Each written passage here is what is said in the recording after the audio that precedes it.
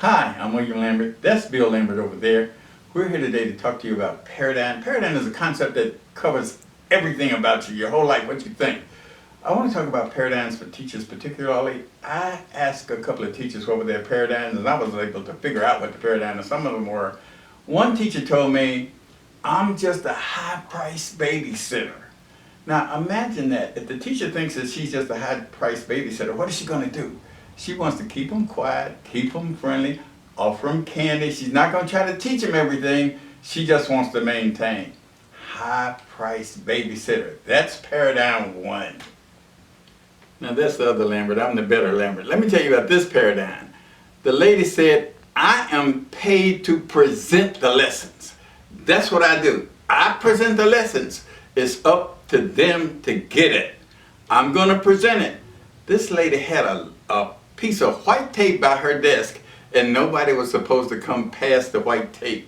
Nobody was supposed to come that near her. She had the coolest PowerPoints, but again, her too, she was not allowed, the kids were not allowed to ask any questions. She presented the lesson. She had tons of handouts and great presentation, but it's up to you to get it. Great, Bill. Paradigm 3 is, and I was talking to this teacher, her attitude was, I got mine, you get yours. Which means, don't even ask me no questions. You know, if you don't understand, that means that you did something wrong. I got mine, I get yours. I can kind of understand that teacher worked real hard maybe, and she thinks the students ought to work real hard. But still, that's not the correct paradigm.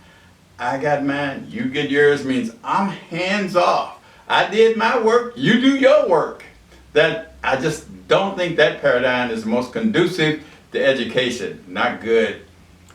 This paradigm was made famous by Marva Collins. This was Marva Collins' paradigm. Her thought was, all kids can learn. If they can learn all of the words to all them rap songs, they can learn Shakespeare too. And I agree. The brain works. Like my thought was, I'm not teaching kids, I'm teaching brains. The brain is the most marvelous thing in the world. Kids can learn. They learn what they want to learn. They know all of the wrestling moves. They know the names of all the wrestlers. They might know the names of all of the rappers, the names of all of the basketball players. If they can learn that, they can learn physics and chemistry also. Now let me share this paradigm for me, and this is one I like. I went in at first day of this teacher's room, this teacher said, I am so competent, you can't help but learn in here. I'm so intelligent, intelligence all over my body. If I bump against the wall, intelligence is going to break off, float around in the room, and land on you. You cannot fail in my room. I'm too good for that.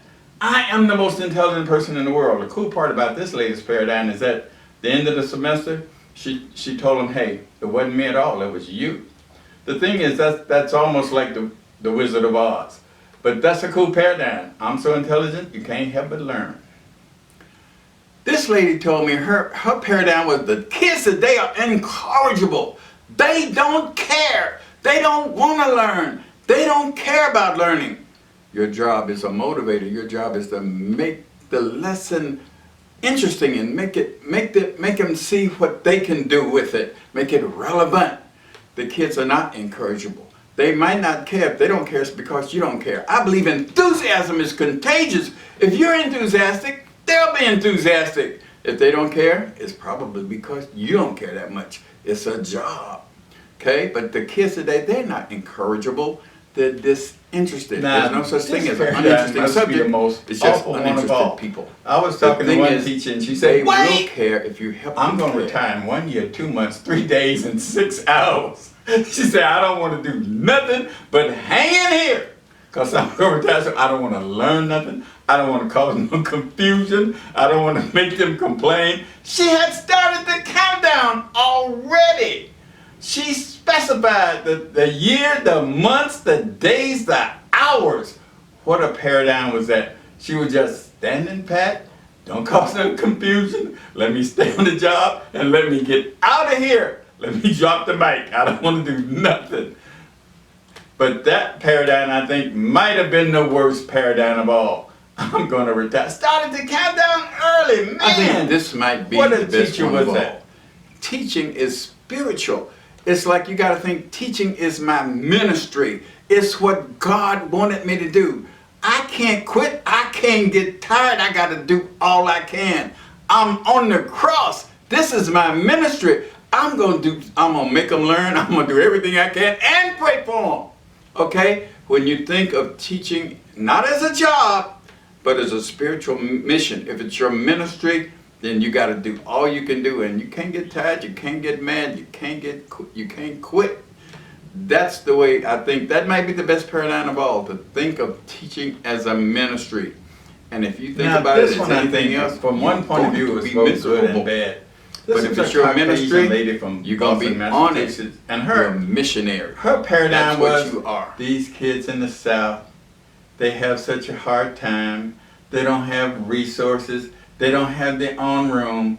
They just, I mean, they're not dumb, but they just need some help. I'm just going to love on them and give them all an A. Okay? But maybe they can't learn. But they are wonderful people. And they're godly people. So I'm just going to give everybody an A because I just love them. I mean, that teacher wasn't challenging them. She wasn't going to give them any hard work at all. See, now that paradigm is bad for the student, but I understand her heart was in the right place, but her methodology was all wrong.